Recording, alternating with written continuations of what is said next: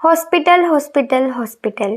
आता कितीतरी दिवस झालं हॉस्पिटलची वारी काही केली नव्हती. हॉस्पिटलला जाताना मी एक ठिकाणी ज्यूस पिला आणि मी तरी विसरलेच होते की आता 2026 लागले. 2025 प्रमाणे 2026 मध्ये पण प्रत्येक महिन्याला हॉस्पिटलला जाणं तर आपलं फिक्स असणार आहे. एका पाठोपाठ एक हेल्थ इश्यू सुरूच आहेत. मला तर समजतच नाही, आयुष्यात आजारपण आहे की आजारपणातच आयुष्य आहे. हॉस्पिटलला जाण्याआधी तरी असं वाटत असतं की या कारणामुळे आजारी पडले असेल, पण तिथे गेल्यानंतर भलतीच कारणं समोर येतात. तुमच्यापैकी आहेत का कोणी माझ्यासारखे जे हॉस्पिटलच्या वाऱ्या करून करून कंटाळलेत?